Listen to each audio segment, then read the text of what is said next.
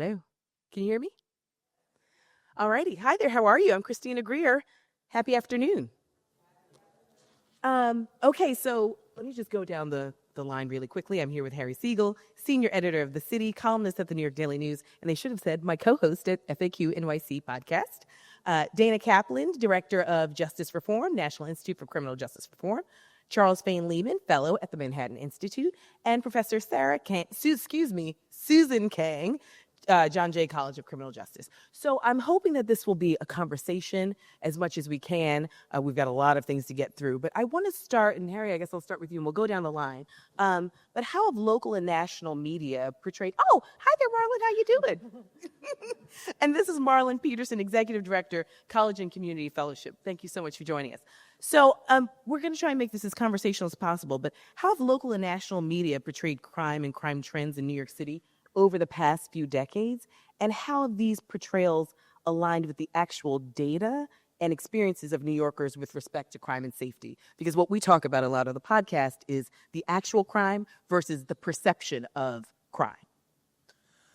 So a lot's changed over the decades, and I want to zero in on the last few years and since the pandemic. If you take the 30-year view, New York is vastly safer than it was.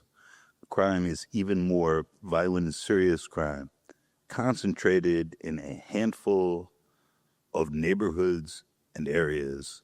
And yet, there's a perception that New York is, as the Secretary of Transportation put it, a shithole.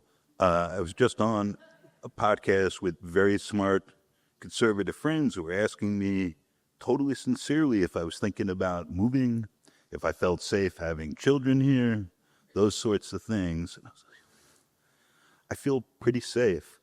This is a city that continues to be one of the safest, not the safest, big cities.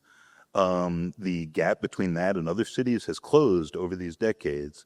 And part of the confusion is that New York, for reasons having a lot to do with CompStat and data tracking before other cities got there, had this incredible drop in crime, where this one city was like 40% of the drop in the national numbers for a stretch. And then other cities caught up with a lot of that, and circumstances have changed. We had this pandemic, it shook things. There was a shutdown here. There were all these questions. Some of these numbers started to go up. And then all this got muddled in with a lot of psychology and perception and senses, but also the conditions were not great. And so New Yorkers who aren't stupid and aren't being led by the nose by the media are like, hey, that was the third person smoking on my train this week. I'm not comfortable with that. I saw this weird or rough scene, and these disruptions started happening. There were a whole bunch of reasons for those, and it was sort of a quick moment in time. The same way we're seeing with the Trump administration right now, where you're taking individual crimes and bad actors and trying to use those to say we need some sort of gigantic or totalizing changes. People are jumping on those to say that New York is now back in the bad old days and an unlivable place. And I don't find anyone here, many of whom are unhappy with how they feel in their day-to-day compared to a few years ago, who feels that way whatsoever, that this is an unlivable place. Gotcha. So there's a lot of space between the two. Gotcha. Dana, thoughts? And we're going to keep in mind, we got 5 of us, Harry. So, Dana, what do you see? Is it already on? It is? Yes. All right. Okay. So because I'm looking forward to the actual conversation of this, I will try to keep opening remarks a little bit small on what is kind of the meatiest question that you're throwing out in such an important topic, especially given everything that's happening at the federal level, and obviously as we're in the throes of some incredibly important local elections. I think, I concur with everything that was just said in terms of essentially what is the crossroads, as the convenings frame is, that we find ourselves at, in which there is both this reality that the overall story of crime in New York City is a very, very positive one. And that, in general, people feel very, very, there's a feeling of safety, and I feel very comfortable raising my kids here and taking them on the subways. And at the same point, There are actual anxieties and concerns that people have, and those are not to be ignored or dismissed. And those anxieties and concerns can both be about questions of disorder, and things that people are seeing on the subway, which might not necessarily be met or require to be met with a criminal response or is a criminal act, but people feel I actually don't want to see that, or there's something that makes me uneasy, or I'm worried that it will escalate. And then there's the reality that we're also living in a city in which there is actually unequal experiences of crime. And so in different neighborhoods, people experience victimization pretty unequally. And that actually has a pretty important impact on how people feel about safety on a daily basis. Just one quick, I think, important point as an example is we did a survey on crime victims in the last year, and I'll talk more about it later. But, what we found was that Black respondents under age 45 were 2 times as likely to be victims of violent crime as white respondents over age 45, right? And if you go down and drill down further into different neighborhoods, you'll see an even larger disparity. So we are seeing that there is higher rates of victimization in certain neighborhoods, and that might change people's perceptions.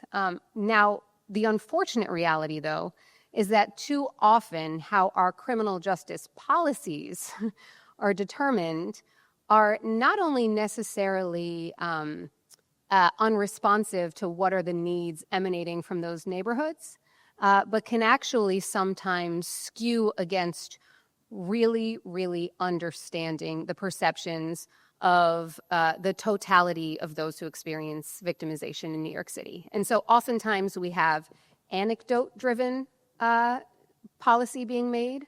We have weaponized anecdotes driving policy. We have media representing certain aspects of the discussion without a real reasonable understanding of not only what are experiences of victimization, what does the data tell us about crime, what do we know works, and how do we have a more rational conversation that can acknowledge that actually, even though things are going well in New York City overall, even though we have a great story to tell, it's actually still not where it needs to be. And some people have legitimate concerns about safety that need to be addressed, but we need to do so thoughtfully. Right.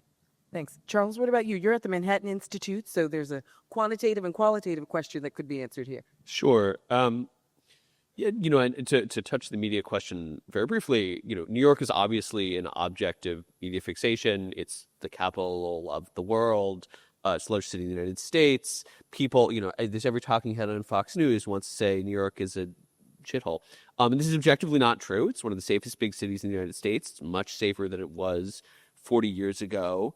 That's all correct. I wouldn't worry that much about raising my kids in New York.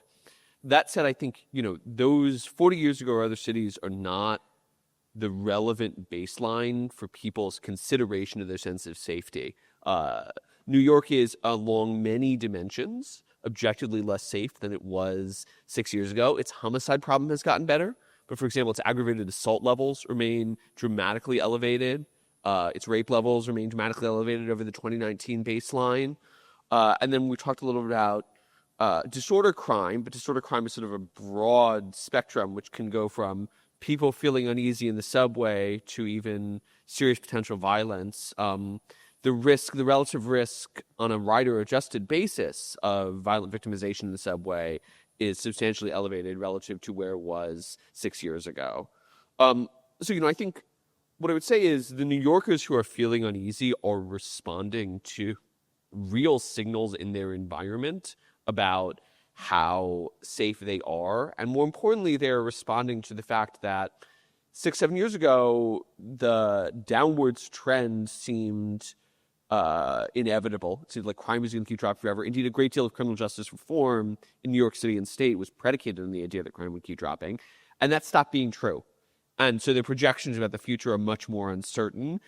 Their belief that the city will continue to provide them safety is much more uncertain. And that's like a big problem for the social contract. Like part of how cities work is that they provide safety for their denizens. So, I think those people are responding to very real signals. The media is within New York, the media that isn't just sort of trying to scaremonger, but real media is reflecting that fact and is responding to what New Yorkers are actually perceiving without saying, it's not the 1980s again, but it's still a big problem. Gotcha. Susan? So I don't want to talk and repeat anything that my fellow panelists have said, but a couple things is that in the national media, I think New York has become this obsession.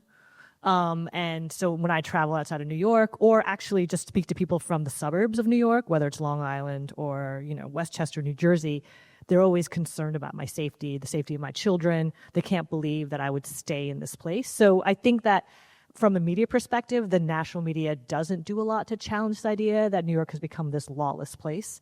I do think that I agree that there's a lot of quality of life indicators that have affected people's perception of public safety that are more meaningful in many ways than any statistics that you tell them, because people are perceiving what they see in their everyday life. One of the things that isn't talked about sufficiently is that New York was a place where people left during the pandemic.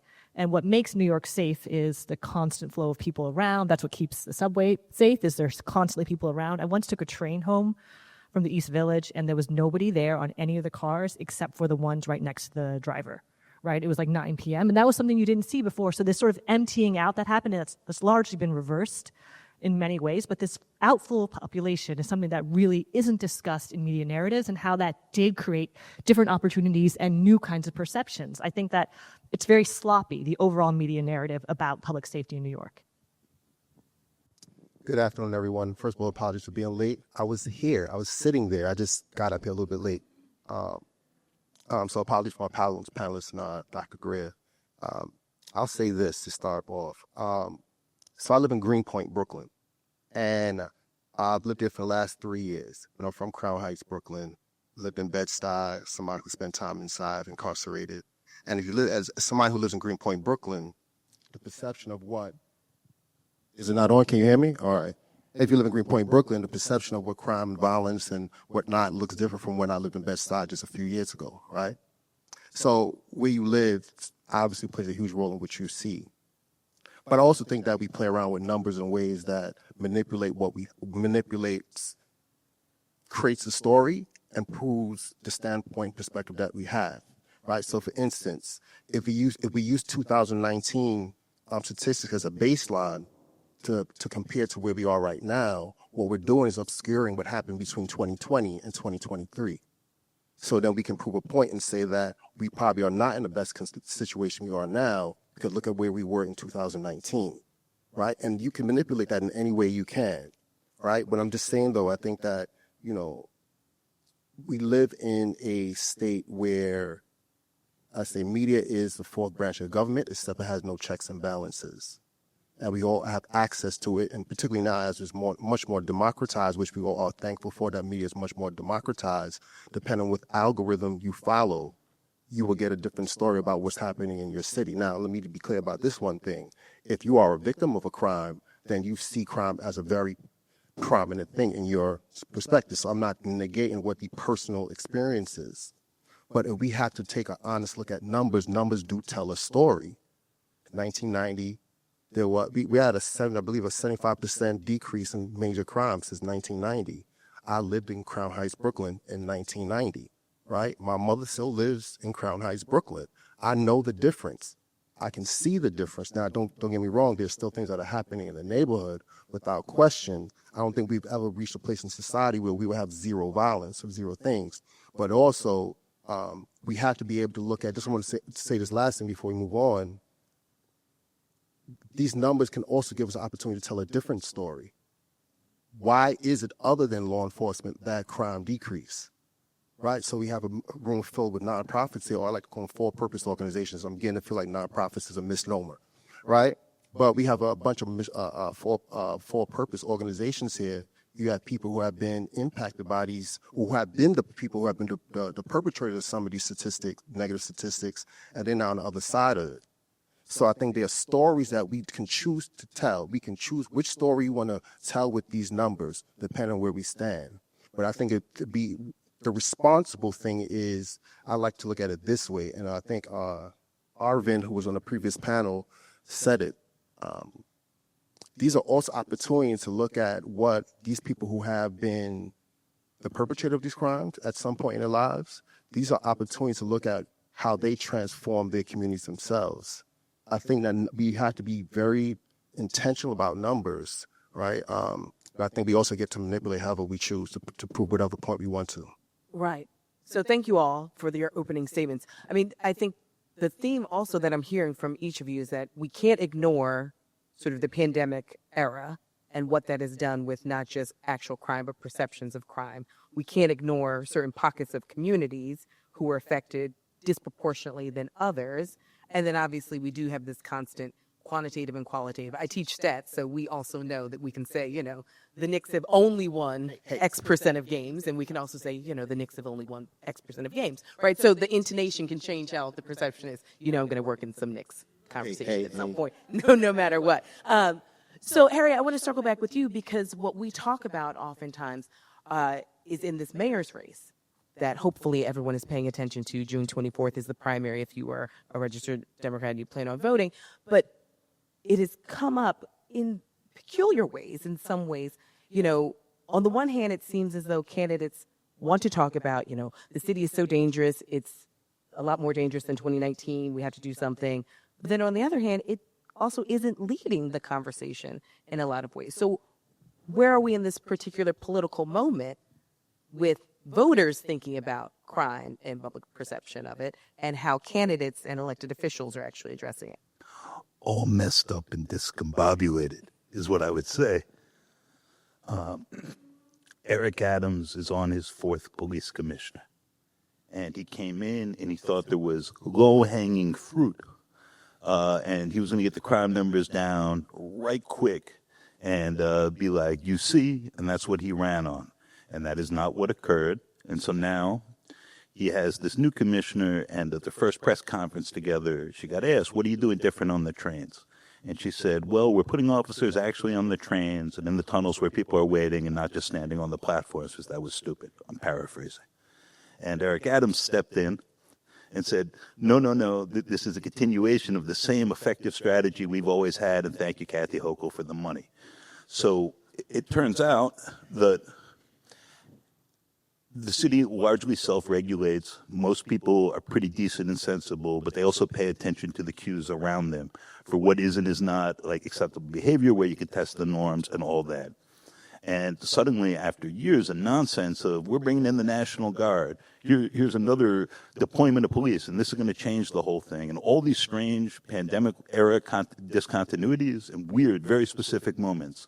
There were a lot of people sleeping in Midtown, and by sleeping, I mean looking dead during the pandemic because of how we were putting people there. People in Long Island are very shook up recently when they get off the trains by like migrant kids who are hanging around outside in Midtown. There are all these signs and indicators. Wait, this is a little different. What is the new normal? What's the baseline? What's the year of comparison? But Tish is both competent and empowered.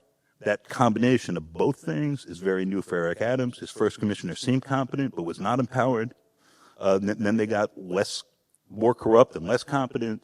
And now, because he's desperate, we have someone who's pretty serious on the job and is actually plucking some of that low-hanging fruit that took many years to get through.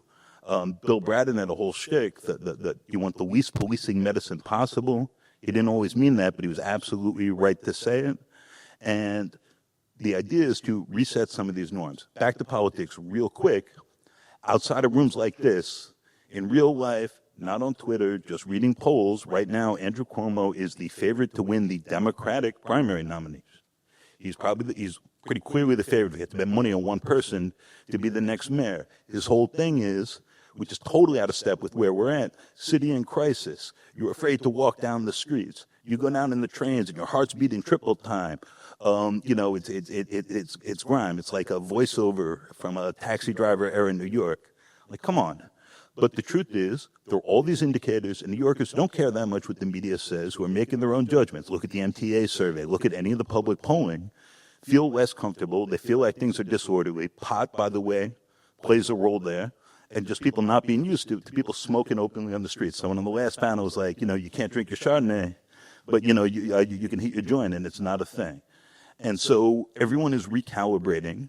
There's an understanding this is not a disaster or a crisis, but we'd like to figure out a new normal, broadly, the voters. We'd like it to feel more safe. Zohran Mamdani is saying as little about policing as possible. He put out a plan that wasn't exactly a plan, very late, just to check it off.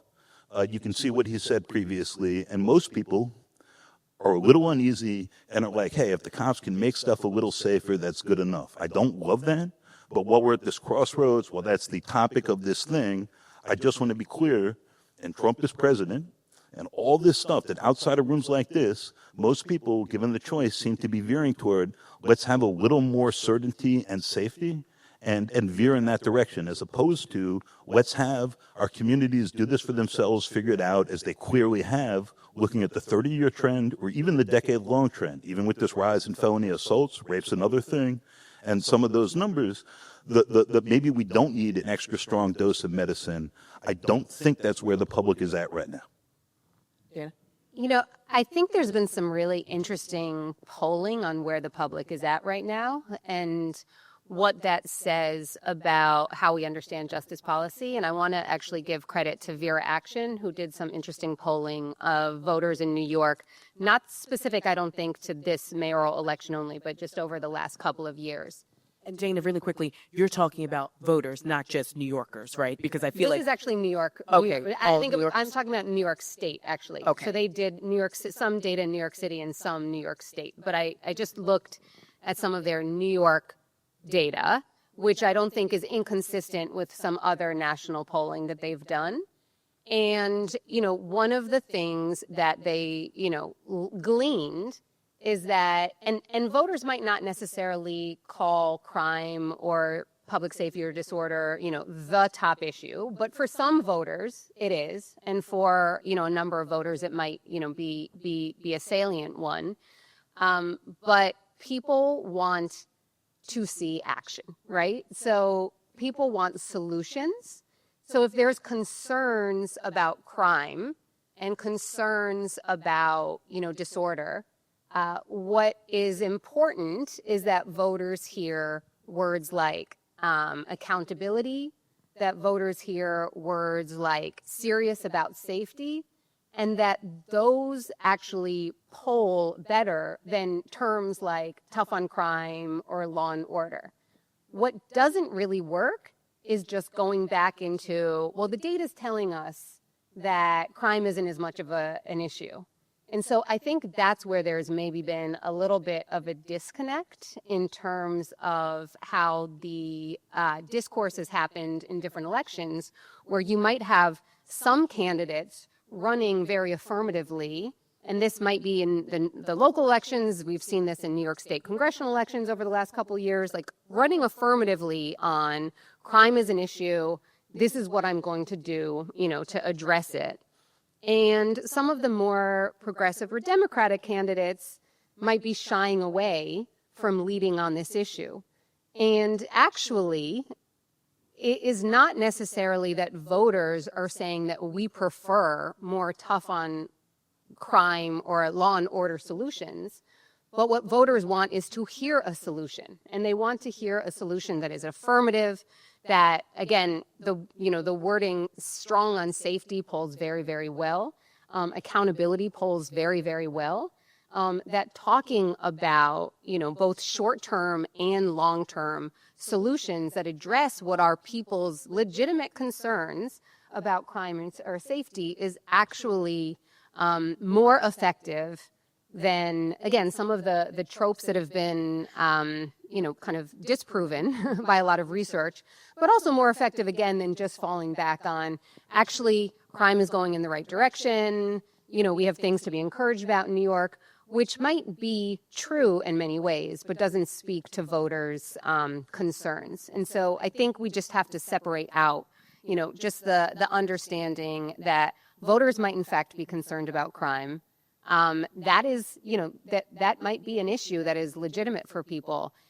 It might animate how they make some decisions. It doesn't necessarily mean that what voters want to see is are recycling of the same old tough on crime policies that New York City and New York State have frankly, spent some time trying to, climb its way out of. It means that our elected officials and probably, effective political candidates need to be more savvy and strong about, what safe, what strong on safety solutions look like. Right. I don't know that that's how this local mayoral election will play out, but, I think there's a lot to be said that it could be a winning strategy. Gotcha.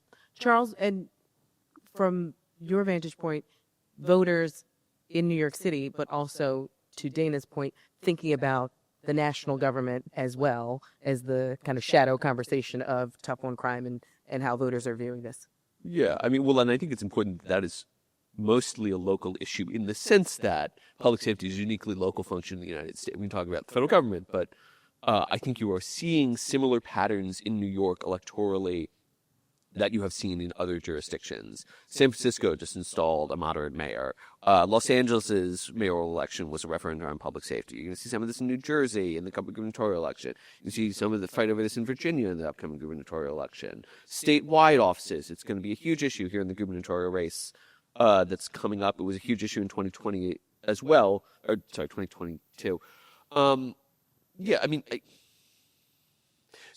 I think New York is illustrative, right? Because there's sort of this like core paradox of the New York mayoral's race, which is Eric Adams has some, to put it mildly, shady associations. Andrew Cuomo left the governor's office in disrepute, and now Cuomo in particular, possibly also Adams, are more serious frontrunners for the mayoralty than Zohran Mamdani, an individual who is not primarily distinguished in his public career by scandal. And there's a really question of like why. I think there are a lot of legitimate, reasonable voters who are like, public commentators who are asking like, why is it that people are not gravitating towards this, why are people not moving away from Andrew Cuomo, the guy who got unceremoniously booted from office 4 years ago? And the answer, and this goes to the bigger point, is if you poll New Yorkers, they have two priorities to first approximation: housing and crime. We've done this polling. Other people have done this polling. Those are the two top issues in the mayoral race. I think this is true across the board. I think it's true in San Francisco. I think it's true in LA. Pick your mayoral election. I think that's where it's true. It's true there. We're not here to talk about housing, although we can if you really want to. It's a great topic. And I think what voters want, to get to your point, is, voters don't actually care about how you talk about crime, except you can ask them if they want more accountability. I'm not really sure what that means. There may be a theory there. If you asked me what accountability meant in a poll, I would be like, sure, that sounds good. What are you asking me to commit myself to? What they want is a credible commitment from the people who are going to run the city that they take concerns about crime seriously and that numbers are going to go down and they're going to feel safer. They don't really care how you get there. If you poll voters about policy, they'll say yes to basically everything. They will say yes both to decriminalizing public drug use and also arresting people who use drugs in public. They are in favor of both of those things in polls. They're completely incoherent on policy. Because what they want is somebody to solve the problem for them. And their impression of Cuomo and their impression of Daniel Lurie, the new mayor of San Francisco, the way that Karen Bass has put herself, the new mayor of Oakland, all these people position themselves is to give the impression that we take your concerns with crime seriously and we're going to do something about that. Contra, someone like Zohran Mamdani, who sounds like he has other priorities and sort of mouthed the right words about crime that nobody's buying because they think that he's going to do more experiments with the criminal justice system. I think that, we've talked in the last thought, we talked a little bit about this sort of unique period, 2020 to 2023. And sure, there's a global pandemic, serious problem. Some crime levels have gone down since the pandemic has receded, not all of them. More to the point, New York City and state did a series of major experiments in crime control policy. Everybody talks about bail reform. Bail reform is part of the story, but discovery reform, which even progressive prosecutors have said needs to be fixed, raise the age, less is more, reform to parole. All of these dramatic changes, I think there's very plausible research evidence contributed to the increase in violence in New York City or in New York State, or the increase in petty offending. varies by policy. But I think, New Yorkers look at somebody like Cuomo and they're like, look, we know this guy. We know he's like maybe a little skeezy. We knew that. But we also know that he is afraid enough of us that he's going to focus on making our quality of life better. And that is much more attractive to us, even given all of his baggage, than what Zoran Mamdani seems to want to be promising. And I think it was an uphill battle across the board in every major urban election to pitch the alternative reformist progressive vision, because people are not interested in buying it anymore. Right. So, Susan, what I'm hearing Charles and Dana both say is that, like, voters want a solution, right? Not just kind of a rhetoric of, sort of pontification. What do you see?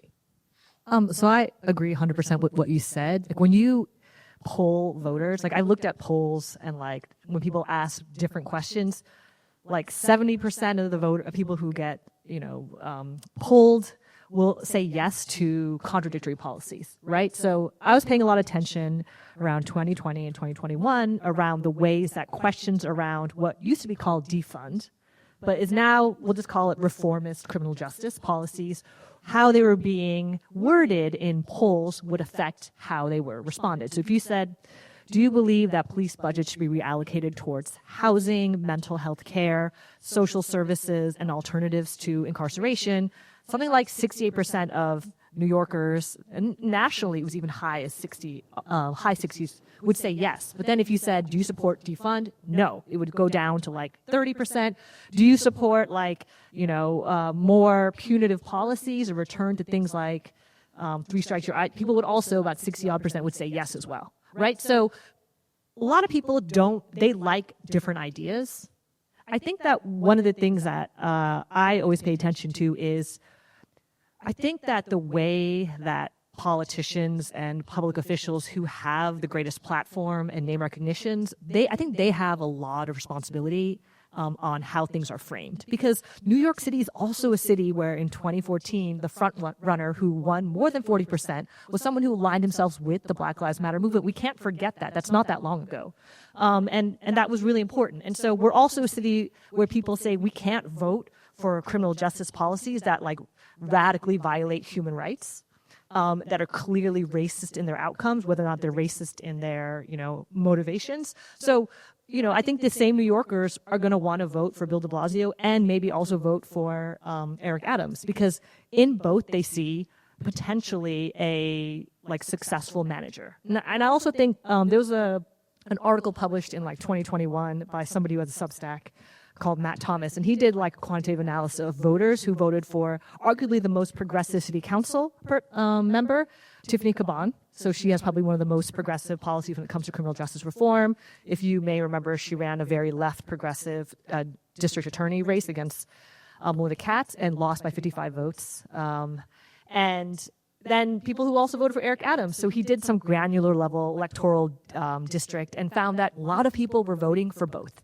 Right? And I think that people have a different emotional relationship and a set of expectations for the executive than they do for their city council members. Because when 2021 was over in terms of the election, we elected both the most centrist when it came to a lot of issues mayor in a long time, and probably, you disagree with me if you want to, the most progressive city council that we'd seen probably in many, many years, right? Young, first-time candidates, women, people of color, working class candidates. So I just think that New Yorkers we're incoherent, just like voters are in general. And we're going to see a repeat of that, I think, in many ways. Again, people are going to vote for Andrew Cuomo. They're going to end up voting for very progressive other city council members. They're going to vote for Jumaane Williams as well, right? We're going to see this incoherence in the election. Yeah, it's interesting, Marlon, before we get to you, I'm going to be fascinated to see the number of Cuomo, Jumaane voters, which in many ways for a lot of people will not make sense, but we do know the internal inconsistencies of the New York voter and also the diversity of the big D Democratic Party in New York. Marlon, what do you think about, say, the voter electorate in this particular? I think so my organization, College and Community Fellowship, we held a mayoral candidate forum about 3 weeks ago. We had a few candidates, Democratic forum a few weeks ago, and it was around crime and safety, crime and public safety.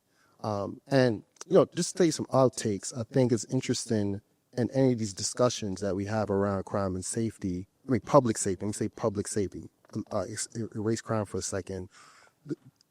The connotation is always around law enforcement, like in the middle of it always. It's always in the middle of it. Should you increase, should you reduce, whatever, however you feel around it. And I think part of how New Yorkers view things is how New York voters, because you made a distinction as New Yorkers and voters, and I think there's a distinction to be made there. Not all New Yorkers vote, and some of those reasons are intentional, right? But I want to say, though, that public safety should and can and should be defined in other ways other than somebody not being hurt, right? Because the other part of this conversation is that we know that criminal factors lead to why people do things, right? So just think about it in, between 2021 and 22, the number of New Yorkers living in poverty grew from 1.5 million to 2 million. That is a thing. And we also know that one of the drivers of crime is not having access to resources. It leads to anxiety. It accelerates and exacerbates if you have mental health issues. Like all these things, it can lead to and exacerbate domestic violence issues. Like all these things can lead when you don't have access to resources. So I think part of the conversation, I think in a reframing of it, is how are we speaking to New Yorkers and voters around public safety and what that can mean.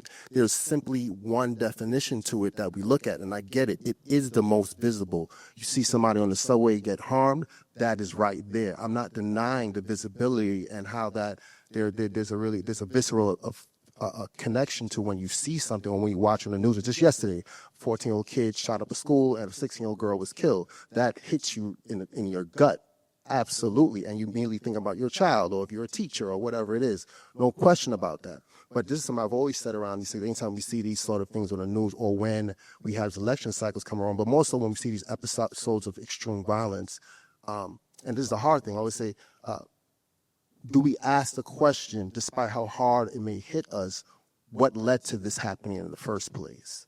Right? Why would a 14-year-old child have access to a weapon, and why would he be out there shooting? Like, there's so many things along that line, right? And the community that he came from, and he lives in a community that's generationally, poverty, economically depressed. Like, these all things, we don't always have the time to do that. And in the cycle of a political election, you don't have a 30-second to 60-second soundbite that you may see on the news or you may hear on the radio or whatnot. You don't have the time to do that, so you have to hit hard. You got to hit them with the thing that will be a whistle that will get their attention. So obviously, see this crime, the crime is happening in the city. We're in a state of panic.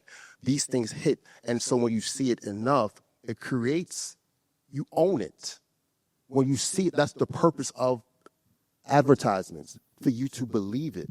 And I'm not, once again, two things can be true. Crime can be, people can feel crime in a real way, and we can also just not be fully informed about the ways in which we can mitigate these things. We speak about it, but we don't speak about it at the moment. So even right now with Cuomo, right, and Cuomo's commercials, that he has 5-plan, borough safety plan, and all those sort of things. And if you're just watching that in the soundbite on the news, on television, and because he has name recognition, obviously that's a huge part of voting, right? Name recognition. Some people can't pronounce Mamdani, so people are like, I don't know who that person is. That was a Obama thing at one point, right? You didn't know how to pronounce this man's name. But the point is, name recognition is a part of it. But what I'm saying is that part of what informs voters is what they're told, what we are told. We are told we are in a state of crisis of immigration in New York City. We are told that. Right? And to be clear, most immigrants, undocumented or otherwise, are not engaged in crime, are not in gangs. And if you aren't, I'm going to be dishonest, somebody who spent a lot of his professional career and personal life around people who are in gangs, most gang members don't commit violence. Right? But there's an impression now that if you're a gang member and you have a tattoo or whatever it is, you are violent and you should be deported. We are told that. And we believe it. I'm not saying that we are completely ignorant folks, but I'm just saying that, media is a powerful tool. That's why advertising dollars are in the billions, is because it is one of the most powerful tools on this planet. Thank you. So, I guess, Susan and Charles, I want to sort of bring you two into what Marlon's just said, because both of you have talked a lot about framing as well. And, Charles, you sort of said, like, it's housing and crime. But to Marlon's point, we kind of can't really talk about crime if we don't fully understand housing also, because so many people are sort of pushed out and then other folks tend to be locked up because of various myriad of factors. So can you two respond to Marlon's kind of holistic approach to how we should be thinking about moving forward, keeping in mind some of the race, class, and neighborhood conversations that need to be happening? I guess I can get started. I mean, I agree with you. The problem is that public safety is a difficult, complex, like discussion, but people like sound bites. Like I like a sound bite, you know. I'll watch a commercial and the song will be in my head, right? And a lot of things are heavily determined by media, like television ad or like news representations. And I think that, I mean, I agree with you personally, right? Public safety is a holistic set of issues, right? I have two sons who are young.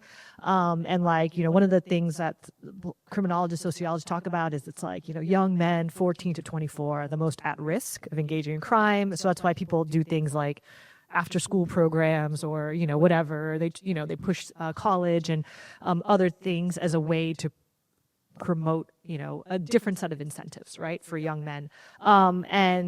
You know, but I'm also worried about other things like, you know, there's like right-wing radicalization of young men that happens online. Like, so there's other threats to public safety besides just like crime. Like I'm like mostly terrified that my kids are going to get on the wrong algorithm. They're start yelling at me, being like a woman who is like, I don't know, emasculating men or something. That's like the thing that keeps me up at night, right? Like algorithms like stealing my children's brain, right? Because and like, you know, and one of the things that one of my friends said, maybe the reason why crime went down is because everybody's on their phones, right? Like young people are just on their phones right now. They're not getting together to socialize or play sports, let alone like engage in other kinds of community. So I think that framing is really important. I think that when people, like politicians, when they make instrumental claims about safety, they're speaking to people's real fears about the future, whether there's things like, can I afford to stay in the city? Am I making the right decision to educate my children in a world where I have no idea what skill sets they need in like the job market of 10 years from now? Like I'm also terrified of AI taking away my children's ability to think, right?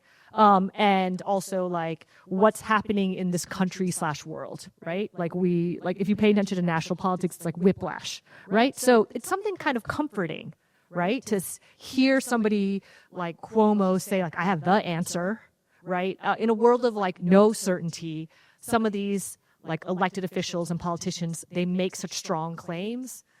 The opposite of academics, all academics ever do is like say, well, we qualify our claims, right? Whereas these politicians are so confident that they know how to make us all feel safe. And I think that's very assuring. And I think that makes people want to vote for them. So, you know, it's not about statistics, right? You can never convince a voter about their perceptions being correct or incorrect by, you know, taking a really well designed like data-based report and saying you're actually wrong about crime. Like your perceptions don't reflect reality, because that's not what convinces anybody, right? Like, you know, I mean, I have friends who voted for our president and the president created, you know, volatility in the financial markets. My friend lost her job in the financial industry and they like Trump even more, right? So like, you know, this kind of cognitive dissonance is very real, right? So I think that the framing, I think, you know, I'm somebody who likes to get mad at elected officials a lot, more so than voters, because voters are following cues that people with power give.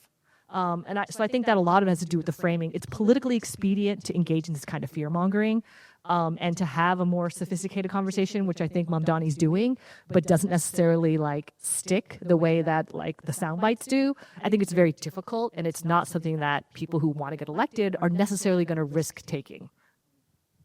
Yeah. So,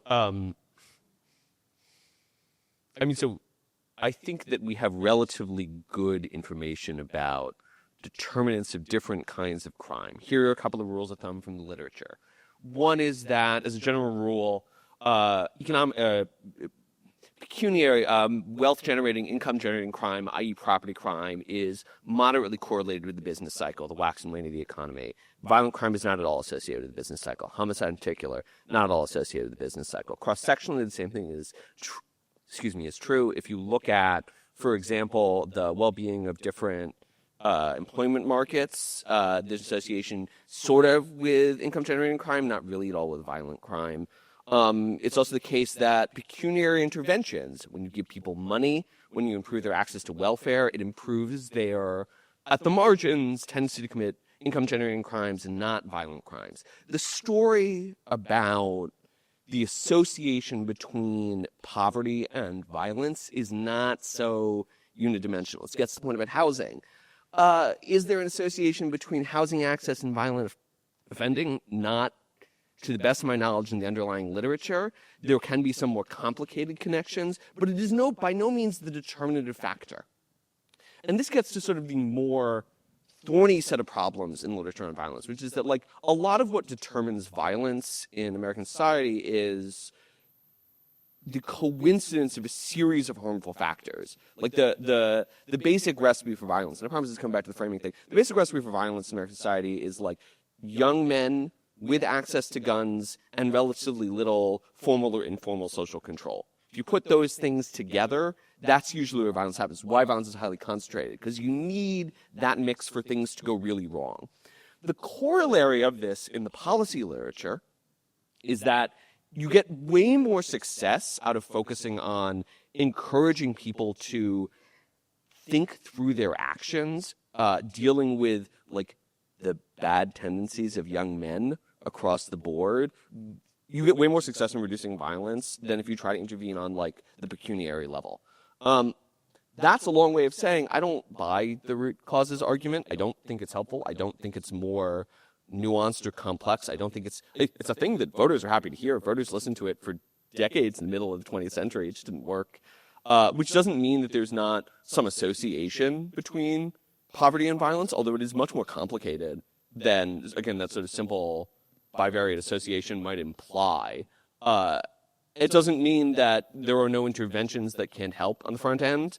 Here in New York, summer youth employment programs, summer jobs programs, one of the few employment programs shown to reduce violent offending, although nobody has a good explanation for why. But the point is, like, if you want to reduce violence, you actually do have to look elsewhere and at the behavior of the specific small concentrated groups of people who do most of the violent offending. This is not like, even a city. It's not even a borough. It's not even a neighborhood. It's usually a very concentrated pocket in one or two neighborhoods in any major city where you have just the right combination of dense social networks, access to firearms, low social control, young men with a fight to pick.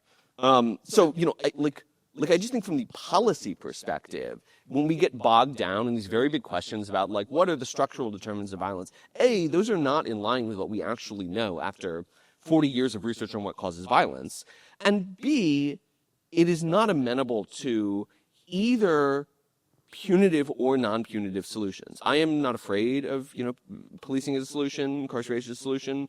I think there are, arguments that when you do and don't want to use it, but there are also lots of non-punitive solutions that come out of that set of insights when you stop trying to talk about sort of the root causes approach and start thinking about, like, what actually drives the very, very small fraction of the population who commits violence to commit violence.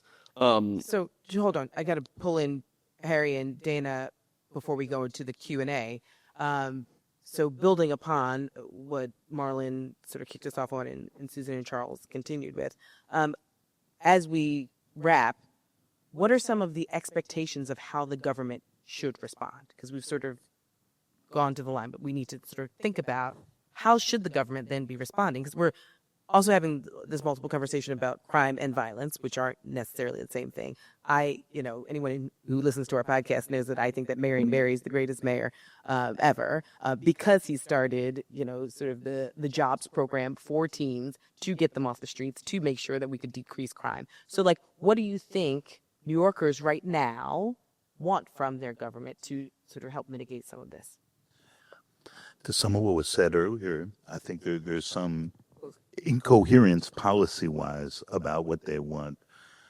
People want to feel like the city is less pinched and more affordable, and it's not such a struggle to be here, and they want to feel more safe. And the polling's really clear on that. There's the art question, and Zoran is offering in some ways the clearest answer to that. I think it's extremely thin.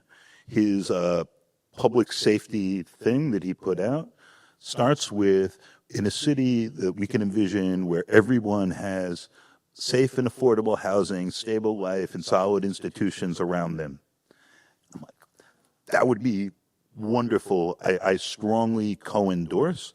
I'm not clear how we would actually achieve that. And there's always this tension between what would help in the long run, not in an academic study way, finding the correlations between economic cycles and violence, but just obviously if you have more stability and calm and certainty in your life, that's helpful. It's helpful for the institutions that help support young people and young men in particular in the years when they tend to do unruly stuff. And we have this question of how we get there. Everything in politics is actuarial. It's representative. When you're talking about individual lives, it's some sort of human sacrifice cult.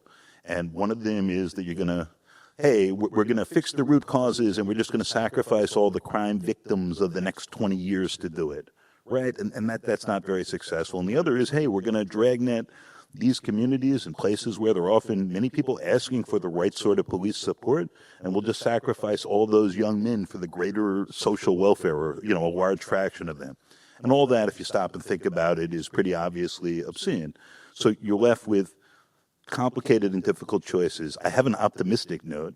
The phones did help with crime. I'm not a big fan of the phones. Look, a big part of what happened between 1990 and now is that the internet took a whole bunch of crimes that had all this street resonance and removed it from that. So we don't really have streetwalkers anymore. We don't have open-air drug marks. You can't go into all the fruit places, and there used to be a ton of them all around the city, and drop a 20 and just see what you were going to get high with, because they were definitely going to give you something, right? Like lots of these things went inside in ways that played a measurable, significant, not the major, but a real role in the drop in crime. And once the drugs were inside the clubs, for instance, among other places, the police stopped carrying in the same ways, because it wasn't converting into street violence. It was actually a contained and a simpler thing.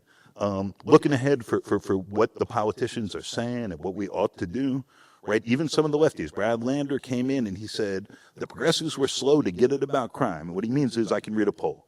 And I understand that people are worried about public safety. I want to get on the right side of this. And maybe the balance we were offering was off. We need to change the language and the formulations we're using without backing off these ideas. But New York, with a smaller budget, with Trump coming down like hell on this city and making things more difficult, more pressured, and more strained, is going to have to figure out what it really values and how it wants to create a sense of safety and order. If it wants to put that money into housing, which is crucial and wonderful, but certainly is not cheap, right, or if it wants to put it into policing, and that's fundamentally the choice that's coming up on us right now. Great. Thank you. Dana?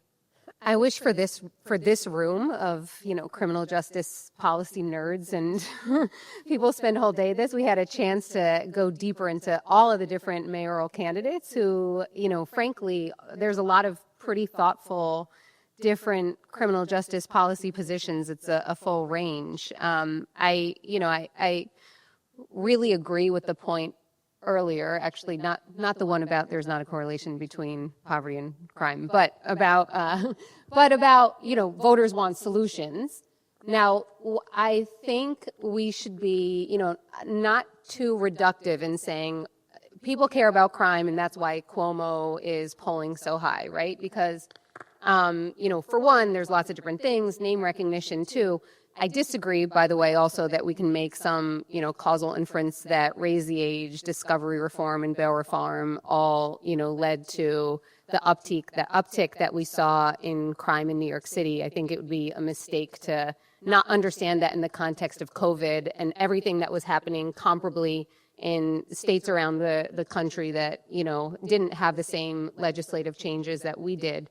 But I also think it's important to note that those were changes that actually happened under Cuomo as governors. And so it's really interesting to, now have it framed as these were actually three things that happened with Cuomo as governor that frankly he was pretty supportive of and had quite a large role of.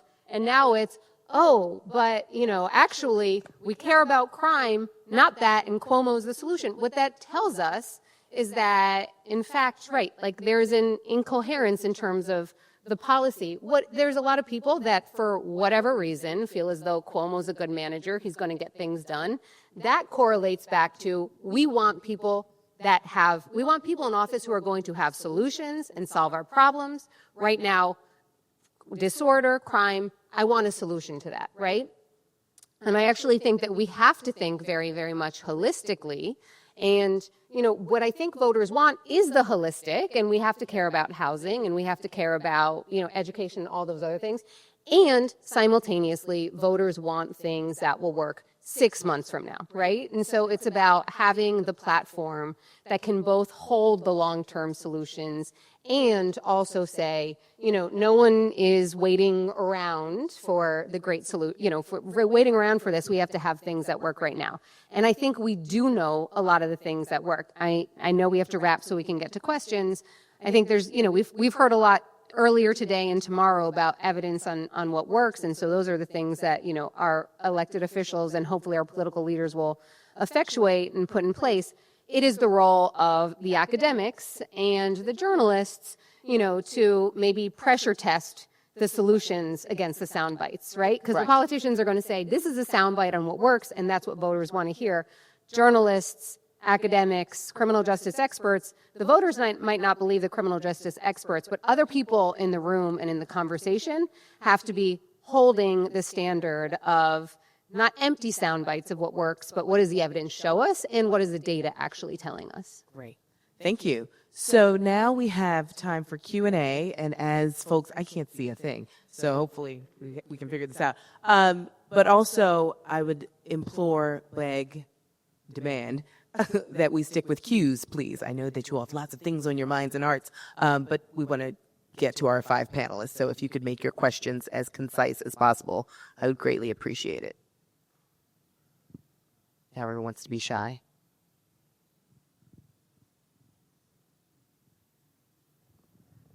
Are we like the panel that's separating them from dessert? Like I don't know. I think we solved everything. We solved everything. All righty. Well, while you are getting up your courage, let me just ask you all for brief, looking at you, Harry Siegel, brief sort of closing remarks. What are some marching orders that we should think about as policy professionals, as folks, that you all want people to take away? A 30-second, let's see if we can do it, a 30-second response of what you all want people to take away from this conversation. Everything we're thinking about needs to involve human decency, actually be neighborhood scaled, and not overly concerned with narratives. We're in the middle of an election cycle. Narratives are important, but we can look at what's actually working, be honest about that, and make our own assessments about our own city, and it's humbling and better to work on that level. All right, I see Harry Siegel. Okay, Dana. I think I'll just close on teeing up my excitement for what the next panel has to say, which is, I think, the importance of actually understanding the needs of victims in this conversation, and not the weaponized needs of victims.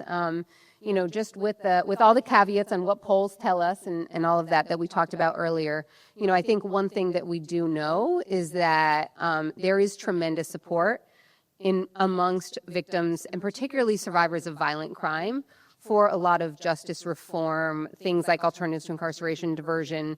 And one thing that we also know is that most crime victims are actually not finding the criminal justice system helpful right now. And that's incredibly important. And I think we need to think about how we center the needs of victims in our crime policy discourse in a way that is not politicized and weaponized as it currently is. And that is something that I hope that our elected officials take seriously, and that I'm looking forward to in the next panel hearing more about. Thanks. Charles, 30 seconds. Yeah, I sort of agree with Harry. Like, talking about narratives and perceptions and how people's interpretation of crime, happens, it's great. I'm very glad we got to do it. When elected leaders do it, it is fundamentally condescending. People perceive a real problem. It accords with the data. It accords with reality. I'm happy to provide the evidence. So I think New Yorkers are not wrong to perceive a change in safety in the city, but the same way that denizens of other cities are not wrong to perceive a change in safety in their city. You talk about solutions. I think New York has a well-established set of solutions. We talk about innovation in those solutions, but the system actually works pretty well if you apply it. But you can't expect to sort of talk to people about what crime is really anyway and whether or not like their perceptions of crime are valid and get anywhere. It's not going to happen. Okay. Susan? I guess as a city, we should think about what we want the city to look like. And as a political scientist, I like what you said about the social contract. Like, do we want to be a city that, has a sense of solidarity and tries to build up a sense of trust? I think that was stronger prior to the pandemic, and not only because of crime, but I think that the U.S. in general, there's just like a high degree of public distrust. And then I think that someone like Cuomo is saying, no, I want to get elected because I don't want you to trust each other. I want you to fear each other. And then I'm the big daddy who's going to fix all your problems. And so I think that that is a choice that New Yorkers are going to make, and other people in other cities are going to have to make, because we are like not just like a divided country politically, but like we're very alienated and isolated. And, we need to be out there like deciding what we want our future to look like. Marlon? Yeah, thank you for having me, first of all. I'll say this, is that I think we should give some of these alternatives a chance. I think, you think about things like bail reform and court reform, these things just happen. These things just happen. They just happen, right? If you think about, when you look at criminologists'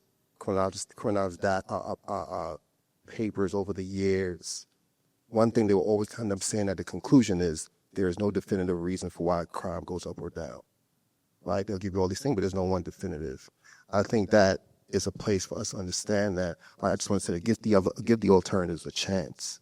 I think because of political expedience, because of the episodic nature of media, we want to be able to say, well, this is what we did before, let's go right back to that, but give it a chance. I think that, as I'll conclude here, as a person who I started off with where I live now. Right? I lived there with a 3-year-old, my little daughter, my partner, and she sees a different Brooklyn than I saw. And people, and the way that neighborhood is policed is different. And the way people look at drug use is different in that neighborhood, although it happened in the same place where I was at in Crown Heights when I grew up. So I conclude the marching orders give the alternatives a chance and fight for that chance. Thank you. Okay, we have a question. Yeah, I'll offer one up. Thank you all. So the topic was on reality versus perception. I noted we couldn't even agree on what reality is. But I'm curious to hear from you all in terms of how do you measure perception? And for those of you who can't see me, hi, Mark Kropansky, Arnold Ventures. How do you measure perception? Because this is informing policymaking. Okay. Right? So we said, you can't rely on crime data. You can't rely on surveys because the surveys are going to be unreliable. And we work with mayors, how do you actually measure if people feel unsafe? Are you looking at train usage? Okay. Downtown? Thank you. So how are we measuring perception versus reality? And keep in mind, we have about 10 minutes total, so we want to get more than one question. I mean, I'll just say, who's the we, right? I mean, it varies by person, by neighborhood, by the day of the week, by what they saw on the news yesterday versus today. It varies. I don't think anyone would say that surveys and data or any of these things are irrelevant and unrealistic and not real. They are real. You're saying that these things are going to be taken in a totality. Now, one or the other doesn't tell the totality of the experience. But perception is real, but it depends on who you speak to. I'll tell you one thing I think is that crosses all demographics, whether you are young or older, you are in the streets, you're not in the streets, you're in a suit and tie, whatever. Everybody wants to feel safe. And that's something I've experienced no matter where I've been, whether you were inside incarcerated, whether you're on the street corners, whether you are in a boardroom, or you're a parent or a grandparent or your child, you want to feel safe. What that looks like and who has access to that safety shifts. But I think everybody wants to be safe. But perception is real no matter who you speak to. Charles? Yeah. Hi, Mark.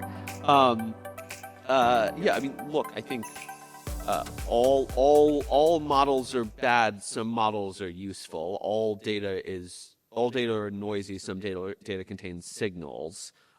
The cool thing with the city of New York, New York has the most elaborate data collection apparatus of any city